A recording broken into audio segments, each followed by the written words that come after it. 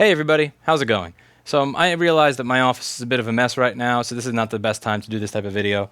What I want to do is show you how frustrating it can be to buy headlights for your bike based on what they say in eBay and Amazon listings. So there's one light that I was able to buy that has been head and shoulders above every other light that I've purchased. A lot of you have asked, where do I get this light from? I'll link it. And as you can see, it does a really nice job of illuminating a lot of what's in the room. It's a really powerful light.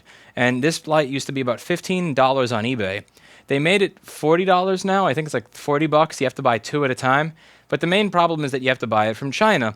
I've yet to be able to find this light in the US, and with everything that's been going on, every time I buy this light, it winds up getting lost. So I've been trying to buy this thing for over 2 months now, and every time I buy it, the shipment's canceled or something else. So I looked up what LED is used, and I figured, oh, I will just trust random Amazon sellers that have good ratings and fulfilled by Prime. Surely they're not lying about the chip that they use. And when you do that, you get stuck with a light that looks like this. So this actually has a flashlight thing in it. So yeah, this is the high beam setting on the light that claims, from what I see in the listing, and I could be wrong, please tell me if I'm wrong here, it claims it uses the same setup as this.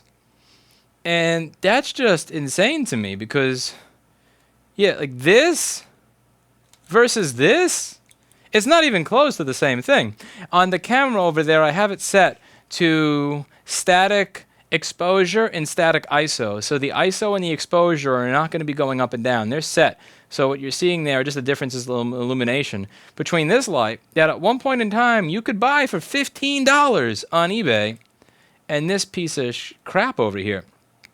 This is on its high beam setting. And it's claimed to use the same chip as this.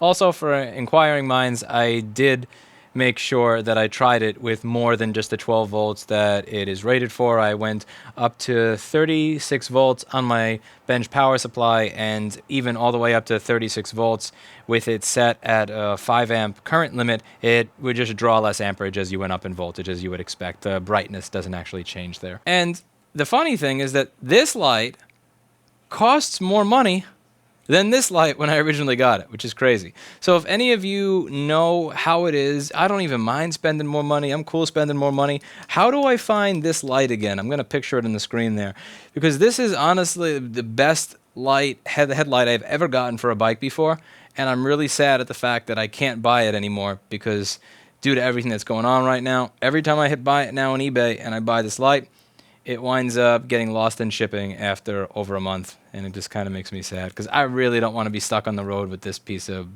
yeah, it's just not the same. This is beautiful. This gives you complete confidence and vision at nighttime. You can see all the potholes. You can see, if a little black kitty in the middle of the night jumps out in the middle of the road, so you can swerve in the other direction. This thing, you can barely see something if it's right in front of your face. It's just awful. Anyway, that's it for today, and as always, I hope you learned something. And remember, not every light that's advertised as a Cree is the same. I am a total noob with this, so yeah, I welcome your assistance in finding a quality light.